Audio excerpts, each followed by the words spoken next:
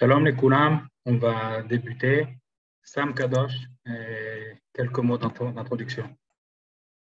Shalom, et merci tout d'abord au Rav Bochko de nous permettre de nous réunir ce soir pour la mémoire, pour honorer la mémoire de Samuel Israël Ben Sarah. Et tout le monde qui est sur ce Zoom et même les autres, nous envoyons vraiment un message à sa famille que nous sommes derrière eux dans cette dure épreuve. Rav Bochko, c'est à vous. Très bien. Dites-moi, combien de temps faut-il parler? Comme... Ouais. Besséda. Tov. Bon. Le cours est à l'Ilui Nishmat pour l'élévation de l'âme de Shmuel Amoyal. On l'avait beaucoup aimé, il était élevé à l'Yeshiva, un garçon souriant, un garçon plein de gentillesse. Sa disparition laisse un grand vide. Il était en contact avec le Rav Avichai encore il y a 3 jours. Il avait l'air heureux, de bonne humeur, et nous ne savons pas ce qui s'est passé, nous ne comprenons pas, mais nous avons un principe talmudique très important, chazaka. Ce principe veut dire que quelqu'un ne change pas. Quelqu'un dont on ne sait pas s'il a changé, eh bien, on admet qu'il est tzaddik comme on l'a connu. Nous ne savons pas ce qui était arrivé, peut-être un accident, peut-être une maladie. Et quelque part, il y a des choses comme ça qui arrivent parfois. Mais la halakha est très claire, très important de le savoir. Parce que, bon, nous ne savons pas. Si c'est un accident, c'est un accident. Si ce n'est pas un accident, eh bien, là pose la question, les gens se posent la question, comment avoir comme attitude? Alors, j'aimerais expliquer des choses très simples, très importantes, qui ont leur source dans la halakha. Parce qu'on est la vérité de faire un cours, ce que j'aimerais faire et que je vais faire, mais sans parler de ce qui nous fait mal, de notre souffrance à tous, d'avoir quelqu'un qu'on a connu, qu'on a aimé, qu'on a vu combien il était bien, comment il a avancé. On a vu avancer à l'Yeshiva, il est aussi généreux, il est à l'armée, il donne son maaser. C'est quelque chose d'extraordinaire comme personne. Alors on se pose la question, qu'est-ce qui s'est passé? Alors nous ne savons pas, donc ce n'était pas terminé, on n'a pas d'idée. Il y a certains bruits qui sont sortis, est-ce qu'ils sont vrais, est-ce qu'ils ne sont pas vrais? Je ne sais pas. Mais il est important de dire, au cas où ce qu'on croit, c'est ce qui s'est passé, que la halakha fait une distinction très claire entre l'acte lui-même et puis la personne qui l'a fait.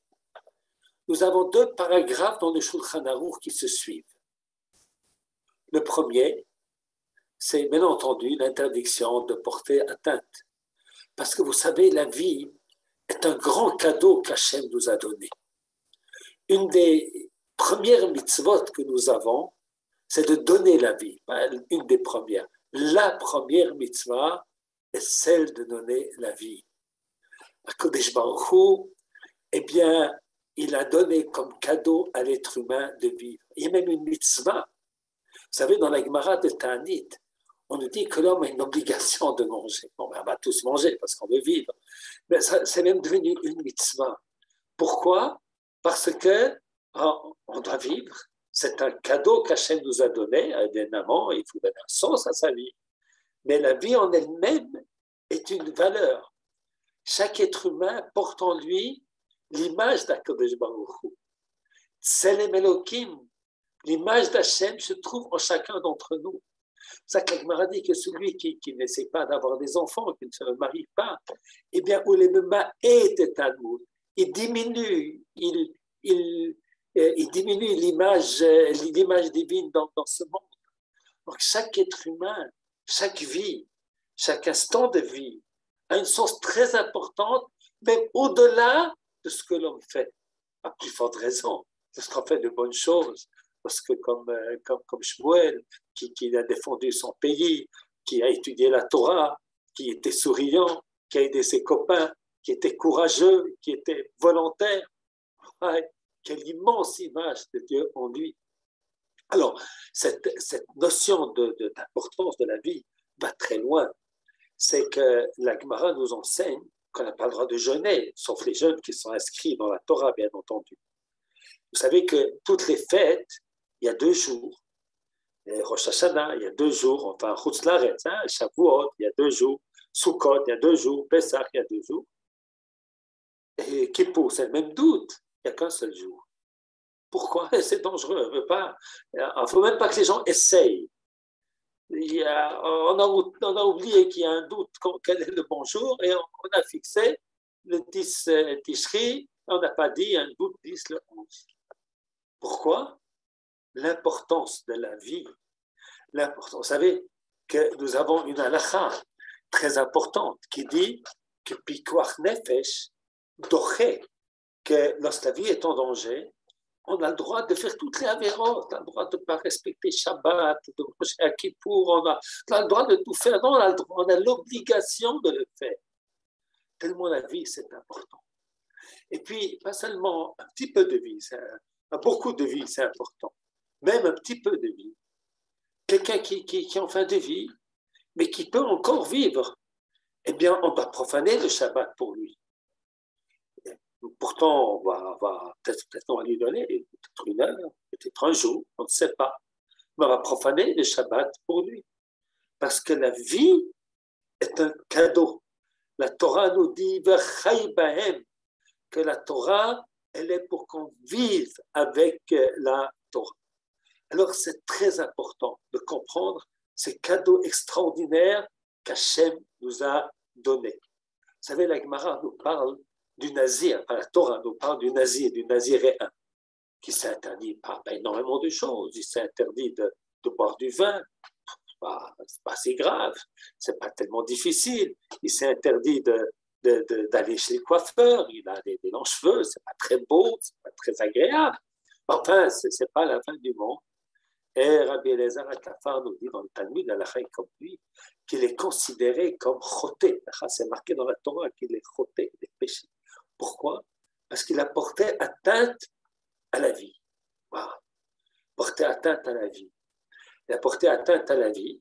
Et la Gemara dit ici, quelqu'un s'est interdit de petits trucs, il n'y a vraiment pas grand-chose, est considéré comme choté, comme fauteur. Celui qui s'interdit tout a plus forte raison. Alors nous, on doit se souvenir du sourire. On doit se souvenir de la vie, de l'amour de la vie qu'avait Shmuel. Parce que c'est ça qui doit rester. C'est cette image que nous devons garder. Il avait beaucoup de lumière. Il a beaucoup éclairé. Et cette lumière, eh bien, il faut qu'on apprenne pour pouvoir avancer. Maintenant, je vais quand même expliquer, je vais commencer à dire qu'il faut la distinction entre l'acte et puis l'homme. Alors, la halakha fait ça de manière extraordinaire. Il y a 2 paragraphes qui se suivent. Le premier, il est l'interdiction de porter atteinte à sa vie, que quelqu'un qui serait porté atteinte à sa vie, on ne fait pas ci, on ne fait pas ça, on ne le fait pas comme ce qu'on fait habituellement pour quelqu'un qui est décédé. Deuxième paragraphe, limité. Là, c'est seulement s'il a annoncé à l'avance et puis que on l'a vu faire et on a vu quelqu'un qui est mort. Et qui est mort sur son épée, c'est l'extérieur de la Gemara. On ne manque rien. Pourquoi? Parce qu'on est persuadé, on n'a pas de doute que ce qui est arrivé à lui, ce n'est pas quelque chose de volontaire. Il y a parfois des maladies. Je ne sais pas, encore une fois, je ne sais pas, dans ce cas particulier, si c'est le cas, peut-être que c'était un accident, et c'est important de le savoir. Mais comme beaucoup ont pensé que ce n'était pas ça, alors c'est important d'expliquer que la halakha, c'est-à-dire il y a des milliers d'années déjà, il n'y a pas encore la psychologie, pas encore la psychiatrie, les sages d'Israël avaient compris qu'il y a des maladies du corps, il y a le cancer, Dieu ne plaise, il y a le diabète, il y a le corona, il y a plein de maladies, malheureusement, maladies du cœur, maladies, il y a plein de maladies qui peuvent faire très mal. Et puis la Gemara a compris que parfois il y a des choses dont l'homme on ne sait pas. On ne sait pas comment, on ne sait pas pourquoi, on ne sait pas. Bon, quelquefois, si la personne a parlé, on a pu l'aider, elle a sauvé.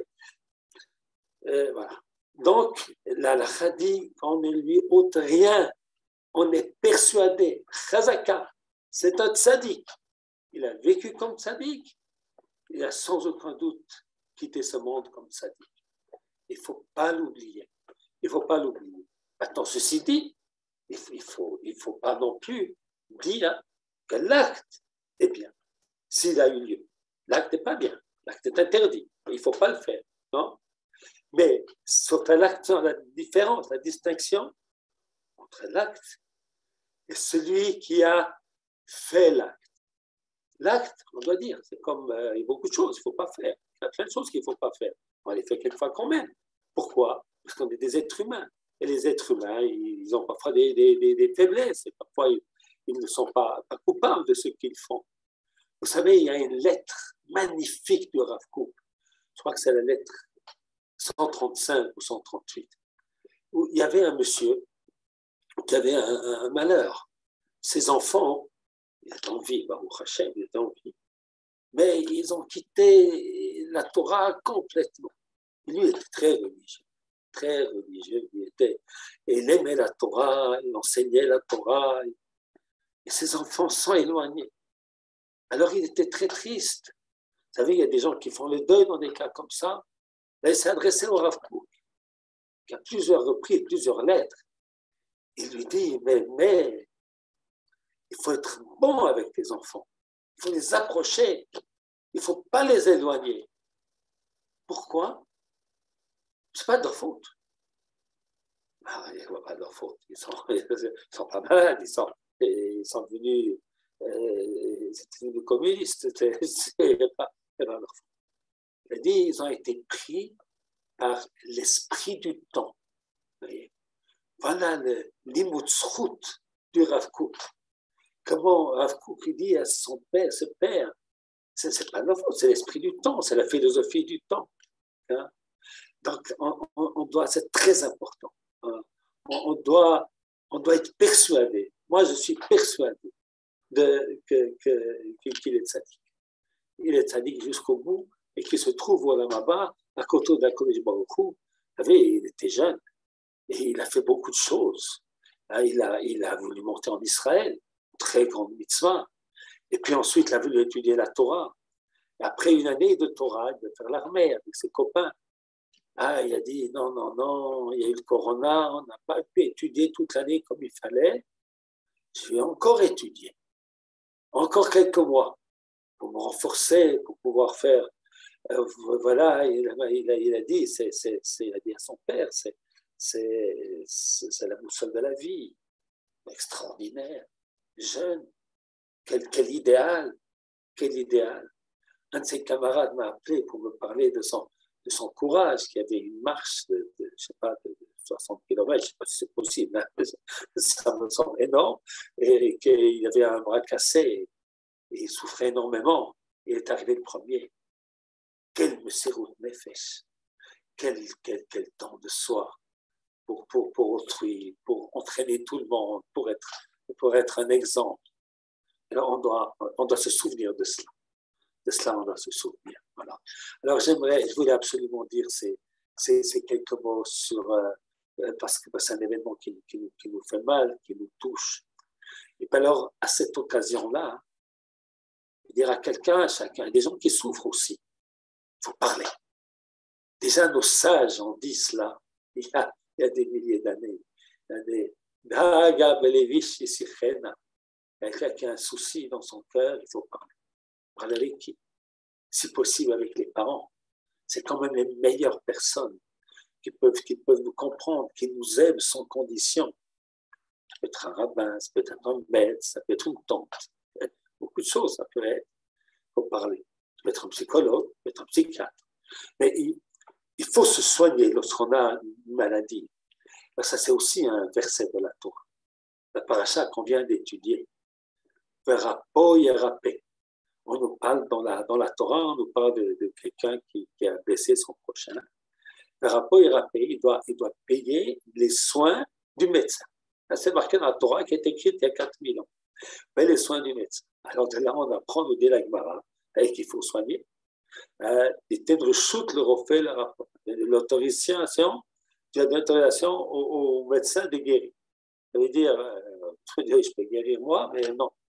C'est pas comme ça que je crée mon monde. Mon monde, c'est votre responsabilité. Rabbi Moshe Ben Nachman, il explique quelque chose de très important. Il explique que cette autorisation, en vérité, c'est une obligation. Une obligation du médecin de guérir et une obligation du patient de se soigner.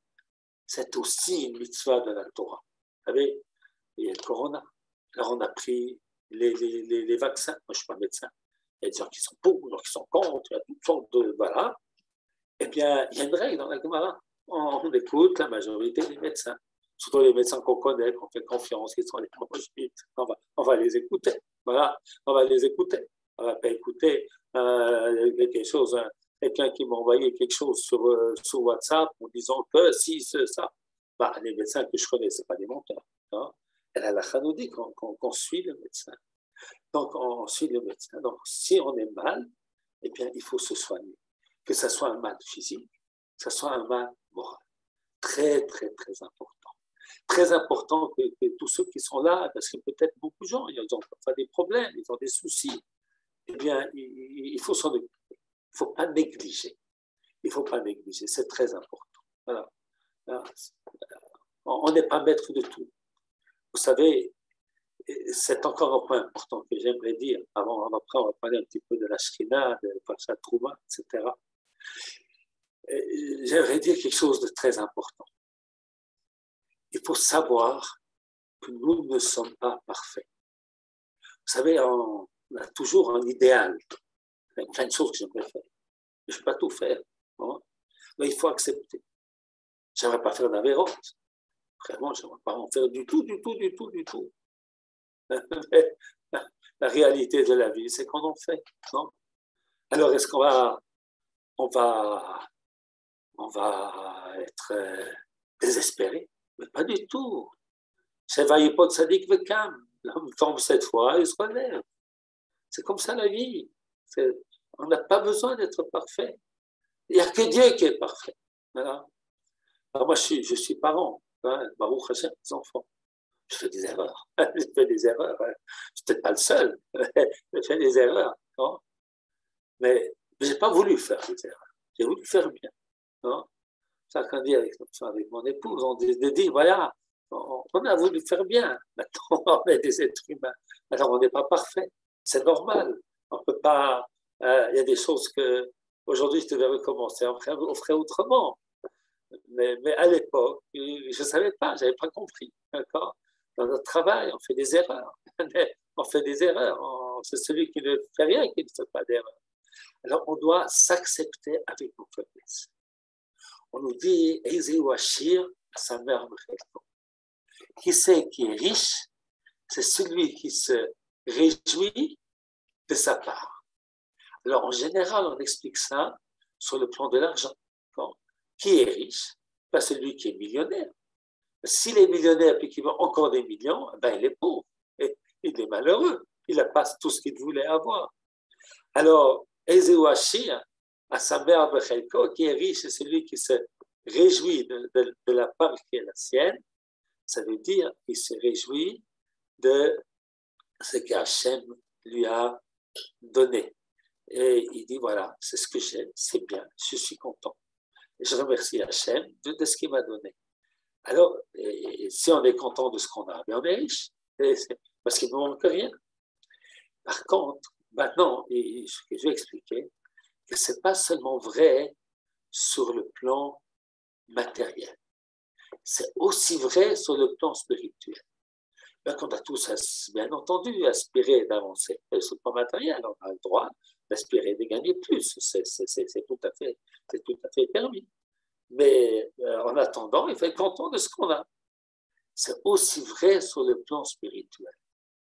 On est riche, si on est content de là où on trouve. Ça ne veut pas dire qu'on ne va pas avancer. Mais on est content de ce que nous sommes. C'est ce que Dieu nous a fait.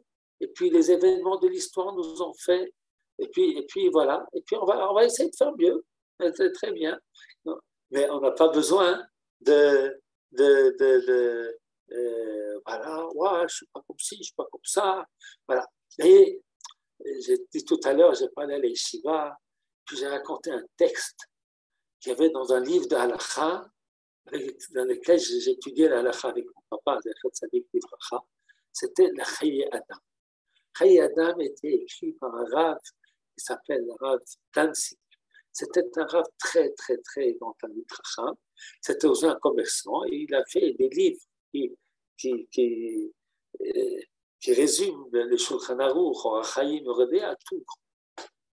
Et son livre est très bien organisé, c'est un livre d'Alakha très bien organisé, Chaye Adam, Abraham Danzig. Eh bien, il y a sur la Tfila, il y a une petite lettre, un petit caractère, un petit passage, que lorsque j'ai lu, j'ai voulu fermer les livres, je ne veux plus lire ce livre. Continuez, c'est un très bon livre. Mais ne pas prendre à la lettre ce petit passage. Vous savez, on va prier de Kavana, on va essayer de prier avec intention, d'être en est devant Hachem, on parle à Kodesh Baruch Hu, on ne va pas penser à nos affaires, à nos soucis, on parle à Hachem, il barre. Et voilà, alors dans les livres, c'est marqué la chose suivante, c'est important de prier avec Kavana. Alors, en petite lettre, on nous raconte une histoire. Cette histoire, c'est quelqu'un qui arrive à l'au-delà, qui arrive au Lamaba, on sait à peu près aller au Lamaba, qui arrive au Lamaba, et alors on nous dit que chaque fois qu'on fait une mitzvah, on crée un ange de bien. On fait une avéra, on crée un démon. Alors il arrive là-bas, oh, c'est un petit bien, il fait ses prières, il était gentil, il faisait de la tzedaka, il étudiait la Torah, il faisait Shabbat, Kashrut, tout bien. Alors, il y a des milliers d'anges qu'il a créés. Ah, il est content, il va aller dans le paradis.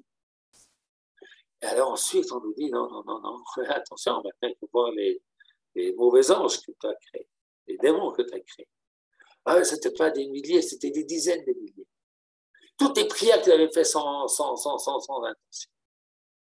Ouais, j'ai dit, c'est terrible. On peut vivre comme ça dans la peur. On fait ce qu'on peut. On fait ce qu'on peut. Il faut qu'on s'accepte. Est-ce qu'on arrive à prier toute la prière avec intention? On essaye, une bracha, 2, 3. C'est ce qu'on arrive. Chacun, il y a des gens qui arrivent plus, d'autres qui arrivent moins. Il y a des plus distraits, il y a des gens qui n'arrivent pas assis sur leur chaise. C'est comme ça. Alors voilà, ça, moi, je ne raconte pas ça à mes élèves. Hein. Ça, c'est pas pour. Ça, c'est une parole dangereuse parce qu'elle est désespérante.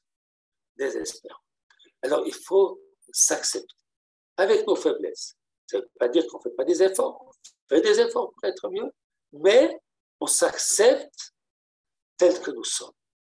Et puis, c'est aussi important d'accepter l'autre comme il est. Vous voyez, on se marie, non? Alors maintenant, ce Dieu, notre épouse, c'est une sadika, c'est une sainte, c'est une juste, c'est une parfaite, non? Dans la vie, elles ne sont pas toutes parfaites, d'accord? Il y a des petits défauts à droite et à gauche. Alors, il faut aimer les gens avec leurs défauts. Il ne faut pas les aimer s'ils étaient parfaits. Non, il faut les aimer comme ils sont. Si on les aime comme ils sont, eh bien, on réussit sa vie. Si on veut qu'ils soient autrement, on réussit pas. Alors, c'est très important. C'est très important de comprendre que la perfection, elle est divine. Nous, les hommes, on n'est pas parfaits, on fait des erreurs, c'est normal, il faut accepter qu'on n'est pas parfait. Alors, quelquefois, lorsqu'on est trop perfectionniste, on dit ça en français, ça peut être dangereux pour notre santé intérieure. Alors, c'est important de savoir, on fait ce qu'on peut. Et à cause du beaucoup nous aide de faire encore un petit peu plus, parce que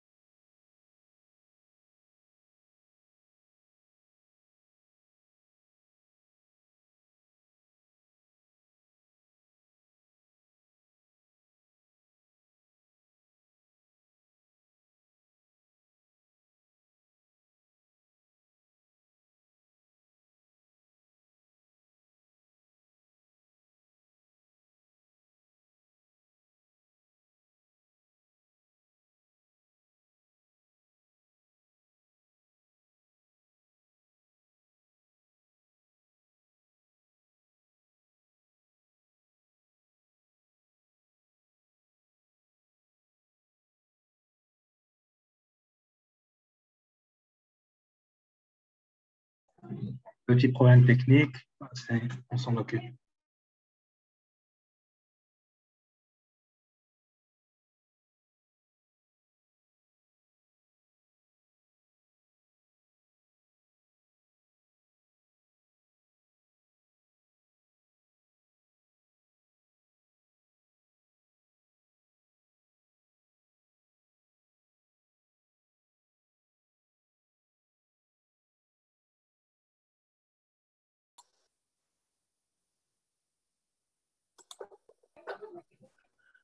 Voilà, on m'entend de nouveau?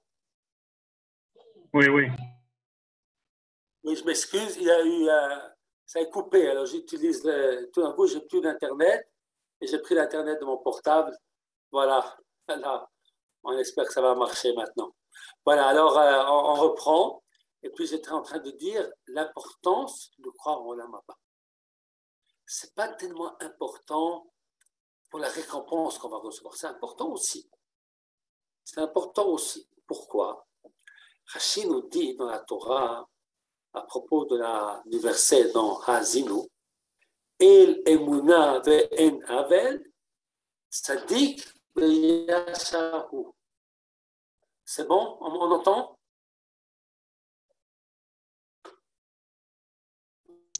Oui, c'est bon. J'espère qu'on entend. Oui, oui, bon. on vous entend. On vous entend. Très bien. Alors, El Emuna ve'en Avel, Tzadik ve'yashahu. C'est un Dieu fidèle, un Dieu qui dit la vérité. Il n'y a pas de mensonge. Alors, Rashi explique, mais qu'est-ce que ça veut dire El Emuna? Ça veut dire que les justes, finalement, sont récompensés dans l'Olam Haba. Maintenant, pourquoi Rashi dit ça? Parce que dans la vie, on voit souvent que dans ce monde-ci, il y a des tzadikim qui vivent mal. Non?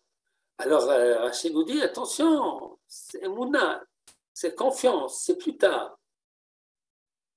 Alors, ça, c'est évidemment un aspect très important, de savoir que ce monde-ci, c'est le monde du travail, et le monde à venir, c'est le monde de la récompense. Mais il y a encore une autre raison très, très importante, c'est de savoir qu'est-ce que nous sommes, nous. Qu'est-ce que nous, un homme, nous sommes un homme, moi, vous, chacun qui écoute, qu'est-ce que nous sommes? Est-ce qu'on est des neurones, des atomes, descendants du singe ou du hippopotame? Ou bien fondamentalement différents. L'école, on a appris le monde végétal et le monde animal. On s'arrête là. À l'école, on s'arrête là. 3 mondes. Eh bien, chez nous, non, il y a 4 mondes. Le monde minéral, le monde végétal et le monde animal. Celui qui parle. Et quoi, c'est moins important? C'est pas un être intelligent. C'est un profondément différent. C'est une âme. C'est Tselem Elohim. C'est l'image divine en nous. Alors, si nous pensons qu'il y a une image divine, eh bien, effectivement, on peut c'est-à-dire que nous avons plus de notre corps, nous avons une âme. Et par conséquent, la mort, ce n'est pas la fin de tout. C'est très important à comprendre cela. C'est-à-dire, mais c'est important déjà maintenant de le savoir. La Gemara nous dit, le verset nous dit,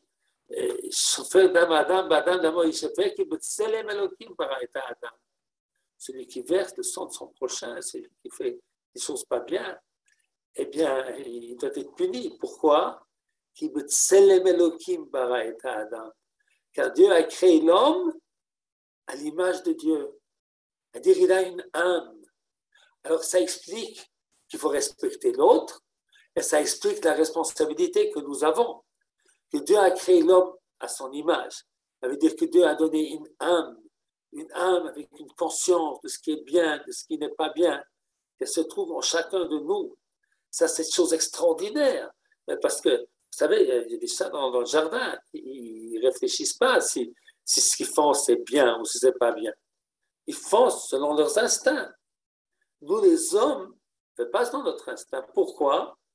Parce que nous avons une âme. Et puisque nous avons une âme, eh bien, la mort du corps, l'âme continue à vivre. Comment c'est là-bas? Je ne sais pas du tout. Je ne peux pas vous expliquer. Je ne sais pas. Je ne sais pas. Mais je sais, ça c'est important, que nous ne sommes pas que corps. Et par conséquent, pour nous, la mort, ce n'est pas la fin du tout. Ce n'est pas la fin.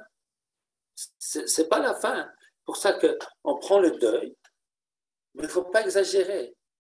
Parce qu'on sait que quelqu'un qui est décédé, il est passé d'un monde à l'autre. Ce n'est pas la fin.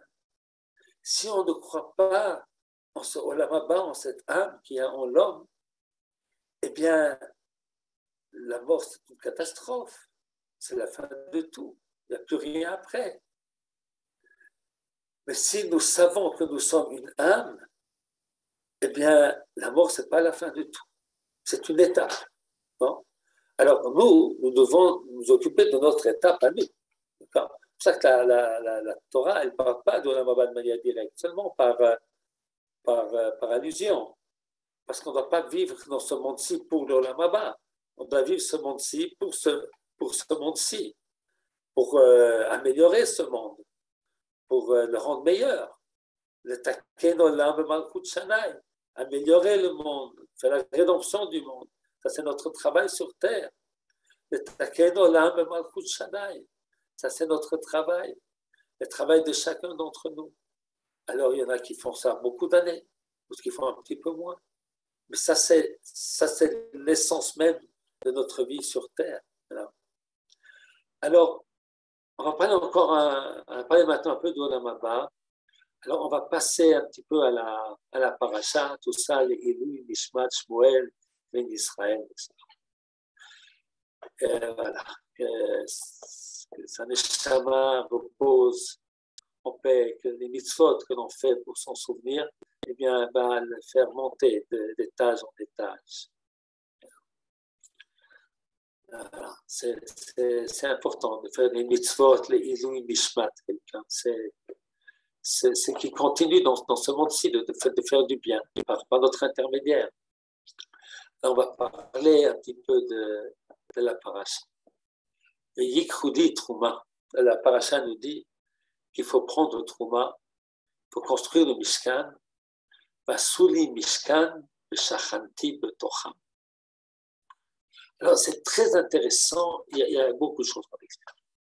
On va expliquer les rapports, on va Yikhudi Trouma, c'est-à-dire avant de dire qu'il faut construire le Mishkan, on nous dit qu'il faut faire un prélèvement.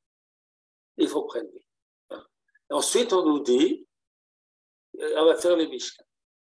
Alors, a priori, on aurait dû faire le contraire. On va faire le Mishkan. Voilà, on a une mitzvah de faire le Mishkan. Attends, pour réussir à faire cette mitzvah, participer. Eh bien, c'est très important cet ordre que nous donne la Torah. Le Mishkan, il ne peut exister que c'est nous qui le voulons. À dire, il y a quelqu'un qui a posé une question à un enfant, Dieu où il est? La réponse qu'il a donnée, c'est là où on laisse entrer. Là où on les laisse entrer. Si on veut Dieu parmi nous, ou si on ne veut pas. Non, là nous voulons. Alors, ils vont me prendre un prélèvement. Ils vont construire un mikdash, le shachanti betocham. C'est très intéressant le verset. Le verset ne dit pas, je vais résider dans cette maison. Il dit, je vais résider en eux. C'est qui en eux? C'est en nous, en tous les juifs. Non? Alors, c'est bizarre. On va construire une maison pour Dieu et il va résider chez nous. Alors, c'est quoi? Ça veut dire quoi qu'il va résider chez nous? Ça veut dire quoi la Shrina? C'est une très grande question. Ce n'est pas simple du tout. Alors, c'est des grands secrets, ça. Qu'est-ce que c'est la Shrina? Alors, il y a deux explications que l'on peut donner. Et puis, on va mieux comprendre sur le rapport avec les Yichudi Trouma. Alors, une explication, c'est que la Shrina, c'est la providence. C'est que Dieu s'occupe du monde. Vous savez, lorsqu'on prie, pourquoi on prie? on prie pour demander à Dieu, occupe-toi. Tu as créé le monde, tu nous as donné les clés, puis tu nous as donné la responsabilité. On n'arrive pas toujours. Il faut des méchants qui sont très, très méchants, qui font du mal. Il faut nous aider. Et quelquefois, nous, on a envie de faire du bien, on a un peu de peine. Alors, donne-nous la sagesse, aide-nous à faire tchouva. Alors, la prière, c'est demander la présence d'Hachem dans notre monde. Ça, c'est la prière. Hein? Et alors, s'il est présent, c'est mieux. C'est magnifique, c'est extraordinaire. Alors, ça, c'est une première explication de la Shrina. La Shrina, c'est l'Ashgacha. La Shrina, c'est que Dieu, eh bien, il s'occupe du monde et qu'il ne le laisse pas abandonner.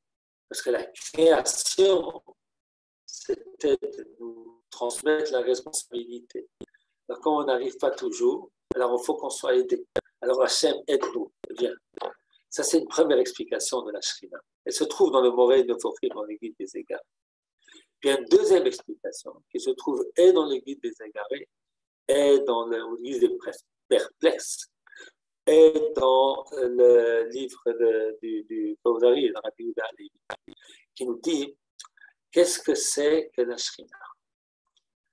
Eh bien, il prend un verset qui nous dit qu'on apporte des sacrifices, les Ishaï, pour le feu de Dieu. Ça veut dire quoi ça? Le feu de Dieu. Dieu il a besoin des sacrifices quand il brûle. C'est bizarre tout ça. Alors, explique Rabbi Yehuda Halevi, et aussi un petit peu le Rambam, que la Shrina est une présence qui est créée par Dieu. Finalement, ce n'est pas de présence. Mais c'est une présence, une nochochut, une présence divine, que celui qui est sensible peut ressentir, cette présence divine qui se trouve là. Alors, l'Ishaï était le symbole de cette présence divine. Alors, il explique, Rabbi Yehuda Halevi, vous savez que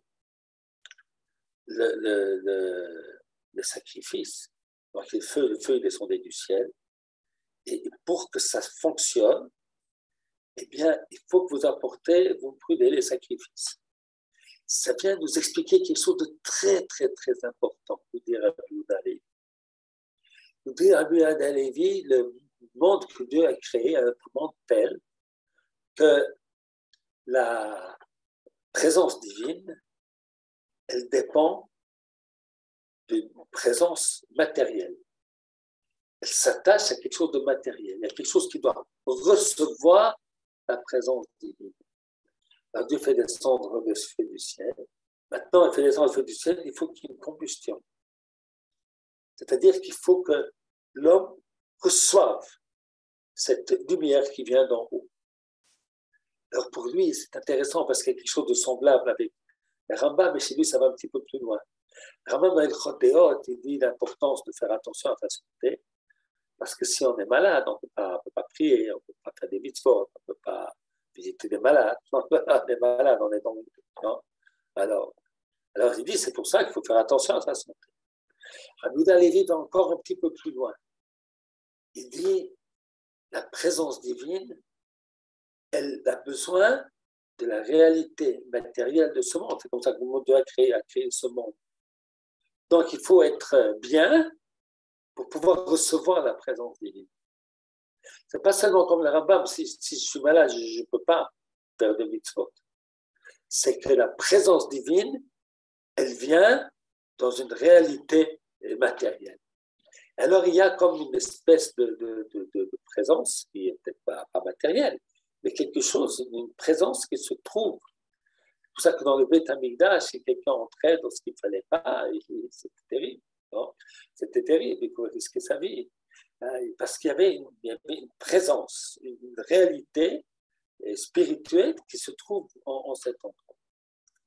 Et le texte nous dit Veshachanti betocha, pas dans l'endroit, dans toi, dans moi et dans chacun d'entre nous. C'est-à-dire que si nous construisons ce Mishkan, cette maison pour Hachem, c'est pour que nous puissions avoir une réalité spirituelle plus grande, à recevoir la lumière d'Hachem. Il faut être Kli Mekabel. Il faut être, voilà, en fait, dans la paracha, on va parler de la menorah. Parce que la menorah, il faut comprendre ce que ça signifie, cette menorah. Pourquoi se prendre des larmes? Alors, la spiritualité, c'est la lumière. Il y a une mitzvah, la Torah, la bougie, c'est mitzvah, la Torah, c'est lumière. La Torah, elle se trouve dans le Saint des Saints. Alors, qu'est-ce qu'on a besoin de la menorah? Et puis, on va voir que dans le verset dans Pascha de la Tête de Tzaveh, eh bien, il faut que les enfants d'Israël, la mitzvah, qui fait qu'il y a du même menorah? C'est les Kohanim, les prêtres. Ce n'est pas les enfants d'Israël. Le verset dit, la Tête de Tzaveh, venez Israël. Alors, dans les enfants d'Israël, ils apportent de l'huile. Et puis ensuite, au cas d'Orotem, les Bnei Israël. Moi, éternel, les Bnei Israël. C'est pas Bnei Israël, c'est les Kohanim qui font. Ah non. Parce qu'il faut comprendre ce que la menorah. Le travail de la menorah, le verset nous dit qu'il est en dehors du rideau. Il n'est pas dans le Saint des Saints, il est dans le Saint. C'est-à-dire que la menorah, elle va faire le lien entre la Torah parfaite, qui a des dimensions d'une immensité, et puis nous. Alors la lumière, ce n'est pas pour éclairer les Echal, pas besoin de lumière. C'est comme un phare qui doit éclairer le monde. C'est ça la menorah. C'est ça la menorah. Alors, le menorah, elle a besoin, pour pouvoir éclairer, que nous sommes prêts à recevoir cette lumière. On doit être Kli Mekabel. On doit être un récipient qui est prêt à recevoir. Alors, c'est pour ça qu'il faut montrer qu'on veut recevoir dans n'importe ville, puisqu'on ne peut pas allumer, on ne peut pas entrer là-bas, dans n'importe ville. Et puis ensuite, on va recevoir cette lumière. Et puis, une fois qu'on va recevoir cette lumière, on va être nous-mêmes un petit peu de lumière et on va pouvoir éclairer. Il y a beaucoup éclairé dans ce monde. Beaucoup éclairé. Il y a beaucoup de témoignages de ses copains. Moi, la yeshiva, c'est un peu de lumière. Alors, ça, c'est ce que nous devons être. Alors, c'est pour ça que c'est marqué de Shachanti Betocham. Alors, bien entendu, il y a Shrina dans le Beth Amikdash. Bien entendu, il y a cette réalité d'une présence divine, mais il faut aussi qu'elle soit en nous. Donc, ça sera là-bas et ça sera en nous. Et ça, c'est donc l'importance de véhiculer Trouma. Tu avais posé la question, pourquoi on commence par véhiculer Trouma? Parce que si ce n'est pas nous qui voulons, ça ne sert à rien. Ça ne sert à rien. On ne peut rien faire. On ne peut pas construire de Mishkan si on n'apporte pas notre offrande. On n'apporte pas notre participation.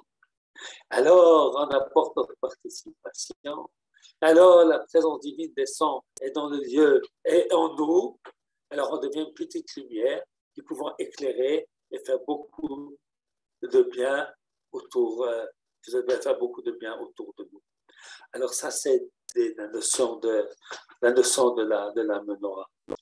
Puisqu'on parle de la menorah, on va parler aussi des pains, lechem.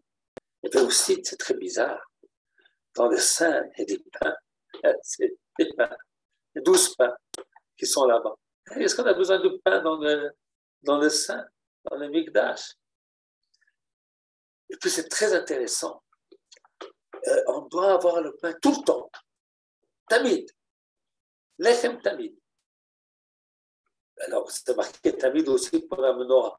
Il faut l'allumer le soir, ça brûle jusqu'au matin, mais ce n'est pas 24 heures. Non. Le misbéach, l'autel des encens, on fait des encens le matin et l'après-midi, mais pas toute la journée, pas tout le temps. Mais le shulchan, tout le temps. On met Shabbat des pains qui restent là-bas pendant une semaine. Au bout de la semaine, les Kohanim, les prêtres, vont les manger. Mais avant d'ôter ces pains-là, on amène le pain nouveau. Et on glisse le pain nouveau sur la table pour qu'il n'y ait pas un instant sans pain sur la table. Alors, c'est tellement important, les pains. Alors, c'est important, oui. C'est important. Alors, on va expliquer pourquoi c'est important. Vous savez, le pain, c'est la vie, c'est la parnassa. Alors, il faut savoir que s'occuper de la parnassa, comment on dit en français, du gagne-pain des gens, c'est kadosh.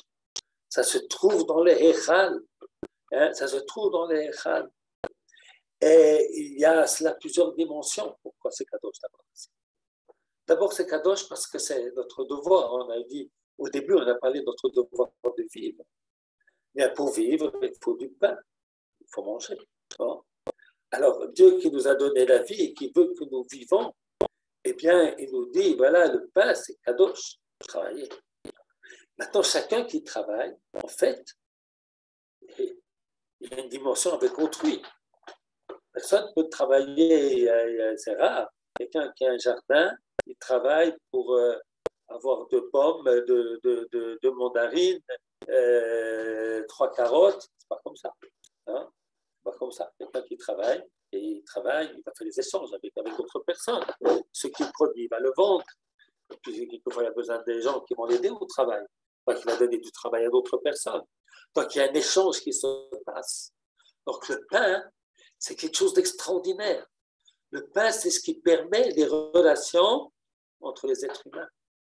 Donc, d'une part, c'est la parnassa pour moi, mais d'autre part, c'est le développement du monde tout entier. Dans la voix de Rabbi Nathan, on nous dit que Dieu n'a rien donné à l'homme tant qu'il n'a pas travaillé. Non? Et puis aussi, pour les Mishnah, on nous dit Dieu n'a pas amené sa présence tant que l'homme n'a pas fait des efforts. Donc, c'est d'abord pour nous, et puis c'est aussi pour la société, parce que tout travail, eh bien, crée des interactions. Et c'est marqué le Fanaï Tamid, devant moi constamment. Qui sera devant moi? Devant Akadosh Baruch Hu.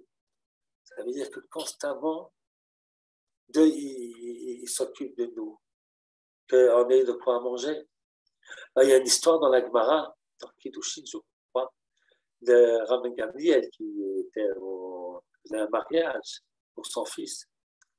Alors, il faisait le service, comme s'il était un Meltsar, on appelle ça en français un Meltsar, je ne sais plus comment on dit, mais tout le monde a compris, un Meltsar, quelqu'un qui fait le service, qui fait alors, il faisait le Meltsar. Alors, il a apporté des rabbinis, des grands rabbinis, Rabbi Yeshua et d'autres. Et puis, on dit, il n'a pas voulu accepter. Le Rabbi Gamliel, le Nassi, le président. Donc, on a dit, non, il faut accepter. Il ne fait pas mieux qu'Abraham Avinu. Abraham Avinu, il était grand. Il a fait le service. Il a donné et il a reçu des invités. Donc, il dit, il n'y a pas qu'Abraham Avinu. Aussi, Moshe Rabbeinu. Moshe Rabbeinu, lorsqu'il revient, fait le service. Donc, tu dis, mais enfin, pourquoi parler des hommes? Il souffle le vent, il fait tomber la pluie. Toujours, on a l'abondance grâce à la Kodesh Baruch Hu. Le Fanaï Tamid. Seulement notre devoir à nous, c'est d'être conscient que ça vient de la Kodesh Baruch Hu, de notre bracha, quelquefois nos peines aussi. Notre bracha, elle vient d'Hachem Yitbarach. Alors c'est pour ça que dans le Beit HaMikdash, il y a des pains. Parce que le pain est important, il est important pour nous, il est important pour notre société. Et puis c'est important d'être conscient que c'est Kodesh Baruch Hu qui nous donne l'abondance. Voilà, alors c'est passé des questions et des choses qu'on aimerait que j'ajoute. Voilà, alors c'est quelques réflexions qui ont été dites toutes. Ilouï Nishmat Shmuel ben Israël et Sarah. Akadosh Baruch Hu prenne son âme et qu'il continue de faire depuis là-haut. Et que nous, en faisant des mitzvot, les Ilouï Nishmato, eh bien, on va faire monter sa méchante. Voilà. Et on pense beaucoup à la famille. On dit à la famille qu'on est avec eux, qu'on les aime, qu'on ne peut pas faire grand-chose, c'est vrai. Mais c'est important de leur dire que leur fils était extraordinaire. C'est important qu'ils savent quel trésor ils ont eu. Récemment, qu'ils doivent savoir, mais c'est important que nous qui l'avons connu, nous disons quel trésor ils ont eu, que ce n'était pas pour rien. Il a passé 20 ans de sa vie, il a fait beaucoup de bien, beaucoup de sourires. Alors, je vais parler aussi du sourire, c'est une mitzvah vous savez, il y a la mitzvah de Trouma, c'est de donner de l'argent, et des choses. Maintenant, il existe une mitzvah qui s'appelle une mitzvah qu'on fait avec son corps. Alors, ce n'est pas de la tzedaka, c'est de la bienfaisance. Alors, on peut faire des mitzvot avec le sourire. C'est-à-dire, si on sourit à quelqu'un, on dit un gentil mot, on peut sauver quelqu'un, on peut lui donner beaucoup de bonheur. Alors, ça, il y avait ça, c'est Shmuel. Il y avait ça. Et puis, je sais qu'il donnait chaque mois son maaser, extraordinaire.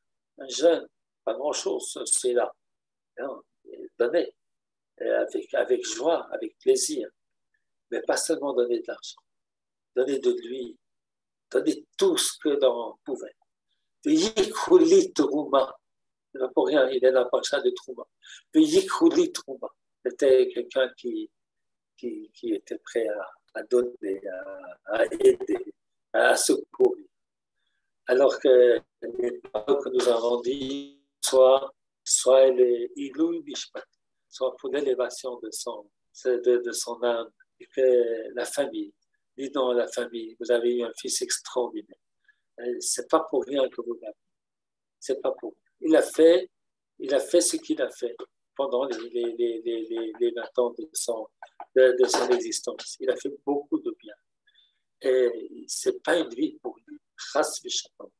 Et puis, il a ça de Shama qui continue de vivre parce que nous, les enfants d'Israël, nous savons que l'homme est créé à l'image d'Hachem et que lorsque le corps meurt, eh bien, la Neshama continue à vivre.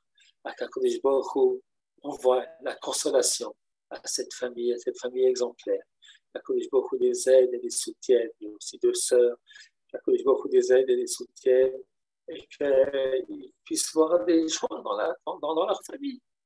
Ezrat Hashem, ça continue. On va voir des enfants vont se marier, et les filles vont se marier, vont avoir des enfants. Ezrat Hashem, et que le mérite de Shmuel les protège depuis là.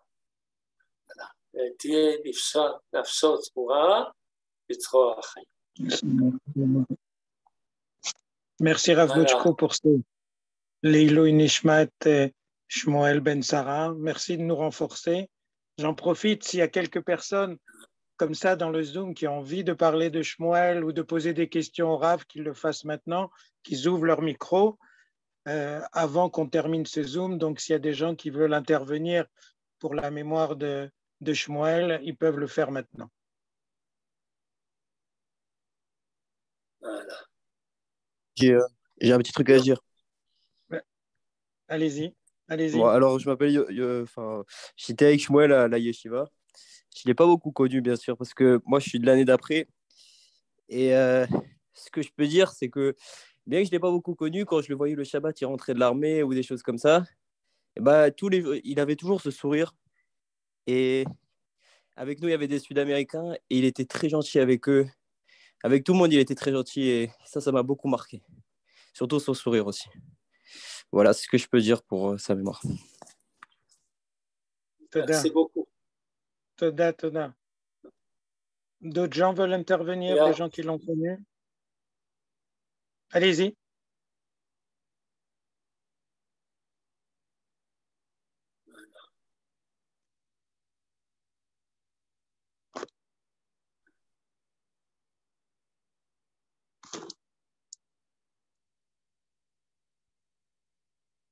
Voilà. Alors, Erev Tov à tous, et que Akadosh Baruch Hu vous bénisse tous, et de connaître que des joies, des satisfactions, et aussi dans la famille, que Bezrat Hashem, la consolation arrive. Toda Rav. Toda Rav, et comme l'a dit le Rav, c'est très important de parler, qu'on parle avec les gens qui sont autour de nous, avec des gens proches, des gens moins proches, l'important de parler et de ne pas laisser au fond de soi-même certains sentiments. Voilà, Erev Tov, Chodesh Tov quand même si malgré la situation, et Toda Rabba Shov Arav Bochko. Shalom, shalom.